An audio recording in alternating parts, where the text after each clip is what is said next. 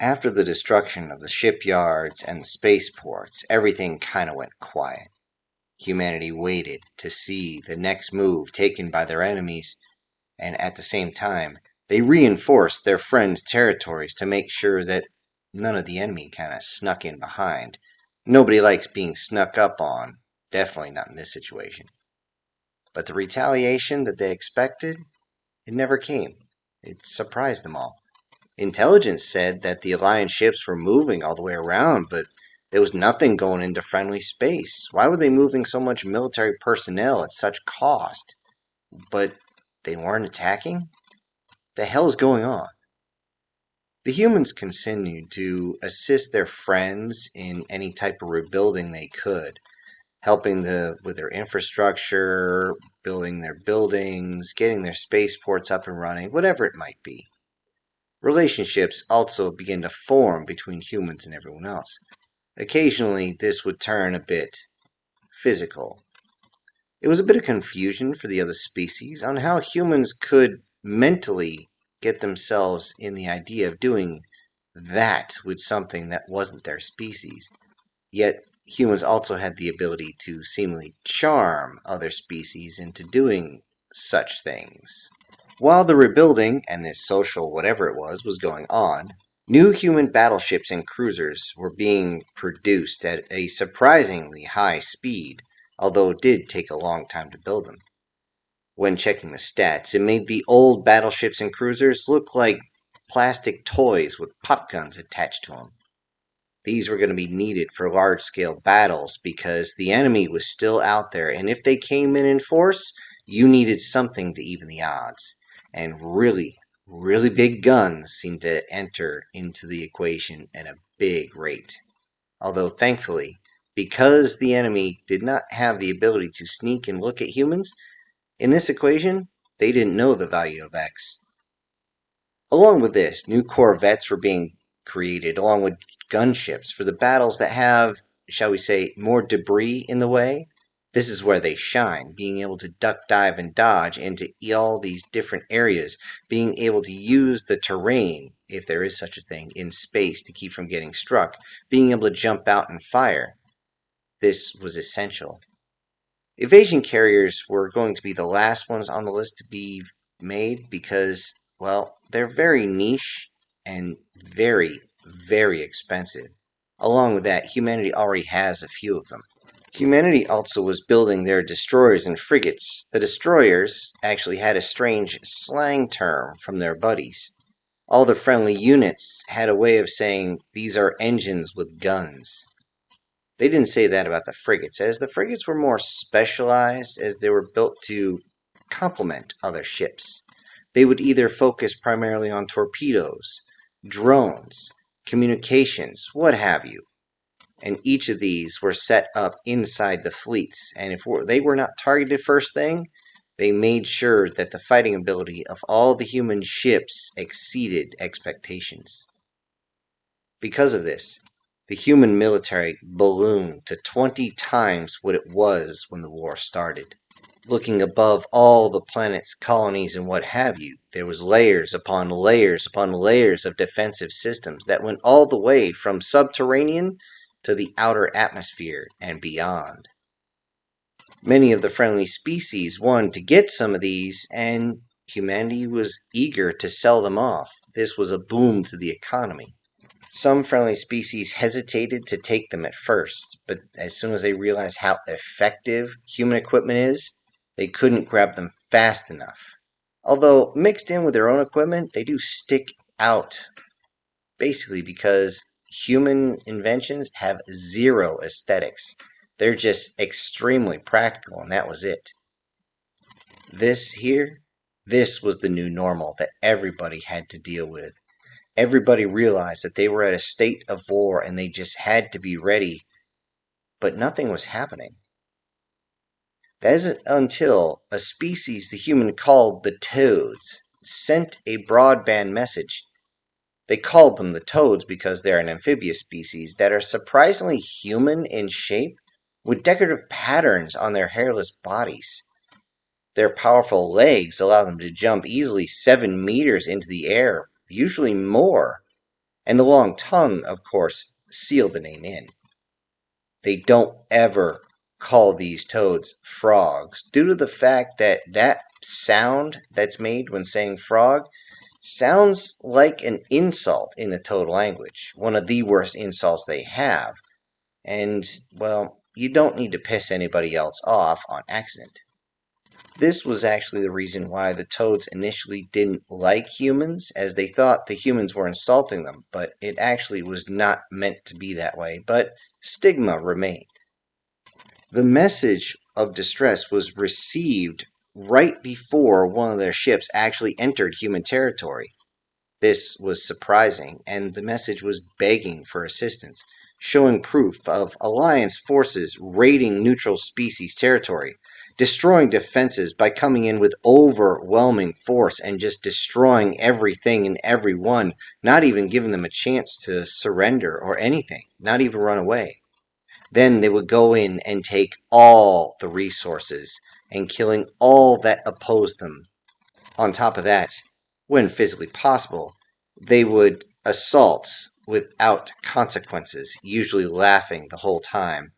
Right after that, they would also begin taking slaves, putting on collars, harnesses, whatever it might be, to signify of their slave status. Most, if not all, of these slaves were females and children.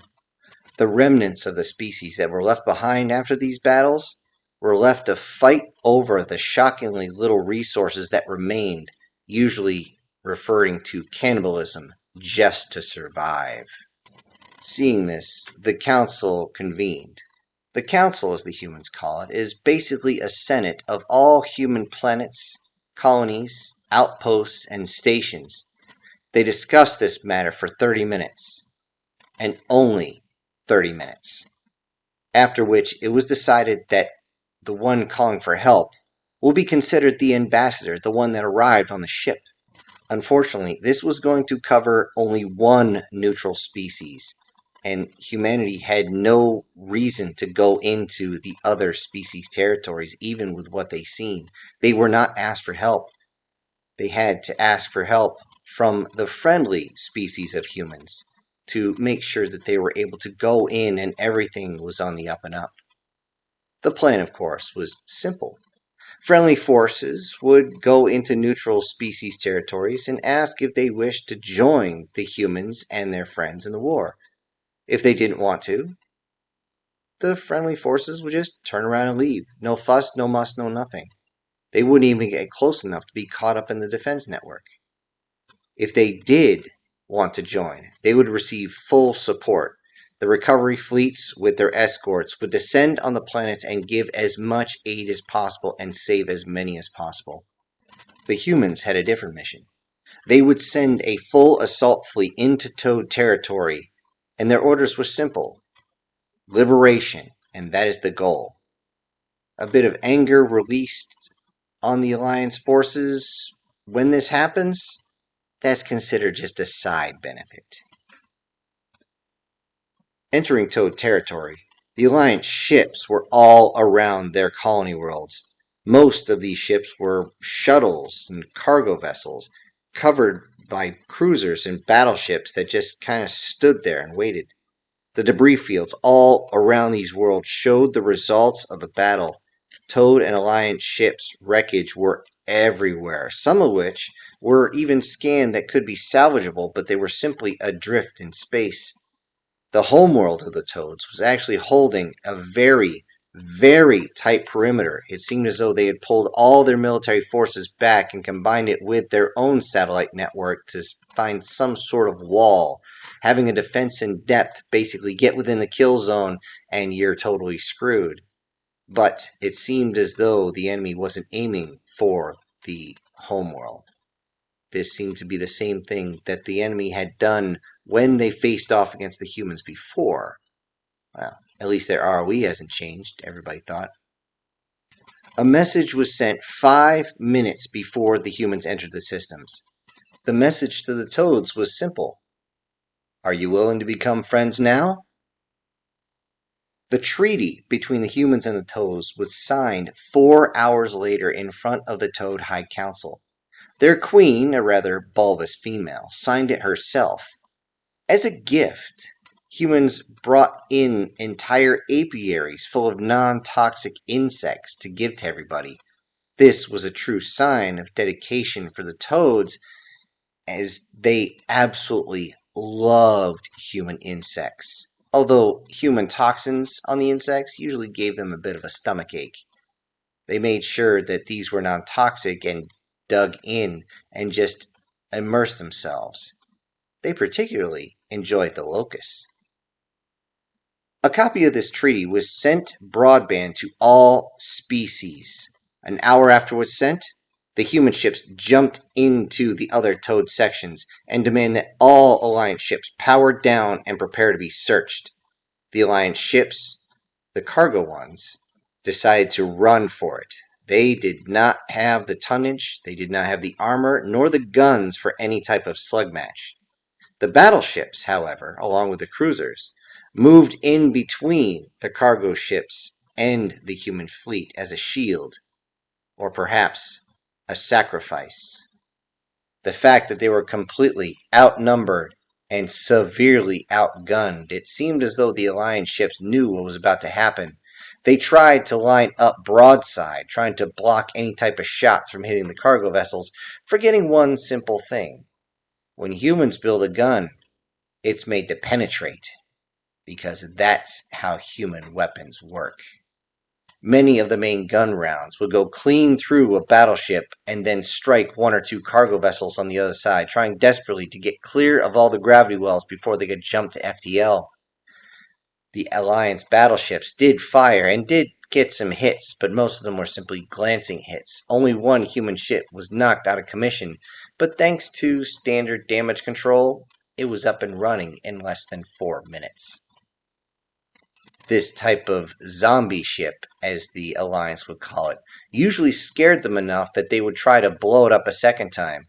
Everybody realized this was going to happen, so if this was a destroyer or a frigate, they immediately began to dive and dodge, trying to draw the fire away from the main fleet, so that the main fleet can do what it does best: buck their faces in with large caliber rounds and las guns. After the battles, the humans headed towards the surface, and they didn't know what they were going to find, so they were all kitted up, ready for a fight. When they landed, one thing they saw was so many bodies. Bodies everywhere. The raiding parties had turned out to be very efficient, had taken all the food, the equipment, medical supplies even. They took it. If they couldn't take it, they burned it. If they couldn't burn it, they forced themselves on it. Several of the weakest were beaten or assaulted to death all over the place, and the humans got very quiet.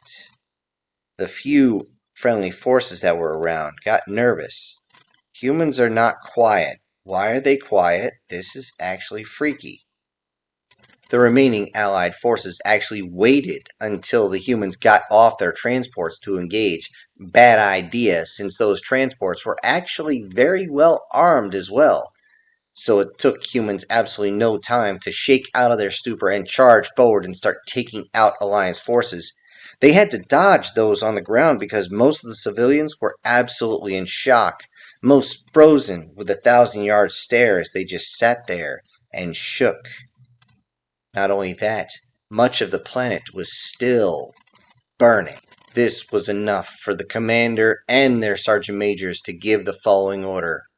The sergeant major yelled, "No prisoners," and the commander screamed, "No mercy." And they would see what the human rage would do.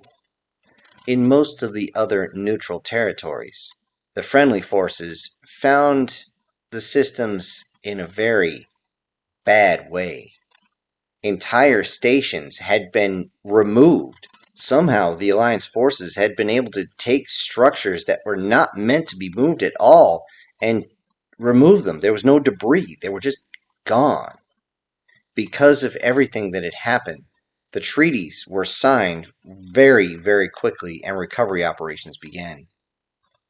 In one of the territories, the Dragon warships entered the system being raided currently.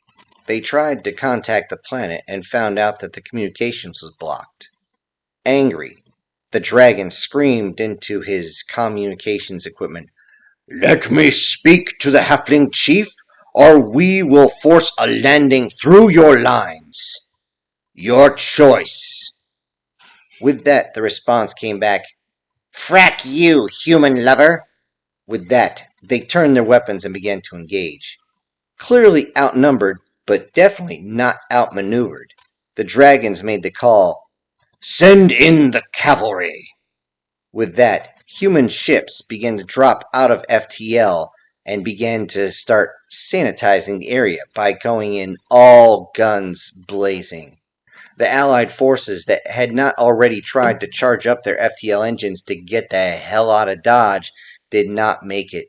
It seemed as though every type of weapon, to include rotary cannons, became very, very effective as they began to perforate through all the ships. The main guns once again fired and hit so hard that many of the ships broke clean in half or were shot stem to stern, quite literally ripping them a new hole, clean through. Along with that, the las guns also began to slice and dice like some sort of Ginsu knife, tearing away large parts of the fleet. With practice efficiency, the battle in space ended. After the battle, they began to recover the enemy ships, not really to collect any people that might be still alive, but instead they wanted intel, they needed answers. While this was going on, a forced landing was going down to the planet that was still under occupation, so they were landing under fire. Because of this, a drop was immediately commenced, and this actually scared the dragons, surprised them how eager the humans were to simply go straight through hell, almost setting their own butts on fire trying to get to the ground faster. The ego of the dragons did not let that stand, and they got their shuttles to the grounds much, much faster than anybody thought possible. Unfortunately, they began to scorch all the shuttles to the point where they were suborbital now until they got repairs. On the ground, as the dragons began to disperse, the enemy got to see something that no one ever expected. They got to see the exosuited humans spitting fire all over the place, weapons switching this way and that way, on the shoulders, on the legs, from the hands, from the arms, even some that seemed to be coming out of the face. And then, right behind them was their backup. Dragons in new exosuits that were gifted to them by the humans, literally spitting fire at their lines. At that point, the last thing anything Alliance forces realized was both of these species just seemed to love fire. While this was going on, many pictures and videos were taken, and a picture that cemented a bond between the two species. The picture showed an elder dragon, which was much larger than most of them, as dragons are indeterminate growers. It was diving in and let a light-armored human ride on its back into battle, firing its weapon madly as the elder dragon cursed and screamed and spit fire as well. The next picture cemented the new friendship even more, as a dragon and human fighting side by side to protect the halfling family that was running away past them, other humans reaching down and picking up the young ones trying to run away, another dragon in the background using its own body to protect them. They were not just destroyers. Both species are protectors. They covered the whole planet in seemingly record time, as again, they did not take prisoners. But when the battle was over, the dragons cheered and sung and started to praise the humans for their fighting prowess, but then were shocked that the humans were doing something else. The humans began digging out around the area for survivors, any survivors. Eventually, they found a group, and the humans immediately went to work. The humans screaming, "We got survivors over here! I need a hand! Doc, medic!" Immediately, they swarmed in on this large group of halflings and tried to get them alive. They all came together with the dragons around them, just watching, not knowing what to do. They watched as the humans just refused to give up. This confused them, because to the dragons, if one was to fall in combat, it was considered respectful. Scars are respected, and if one was to fall, then bringing one back, that was almost desecrating. Yet they saw that the humans would continue to work on these halflings, not giving up on them at all.